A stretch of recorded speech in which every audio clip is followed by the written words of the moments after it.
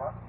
আর এটা হলো কি, যদি সামনে কোনো বাঙ্গা থাকে বা কোনো পশু পাখি প্রাণী বা যে কোনো ধরনের প্রতিবন্ধকতা, যে বাঙ্গা হোক, গর্ত হোক, বা একটা মহিলা মানুষ হোক বা বাচ্চা হোক, বা যে কোনো জিনিস প্রতিবন্ধকতা সৃষ্টি হইলেও সামনের যে রাইডার পাওয়া দেখাইব। চেঞ্জ করে দিতে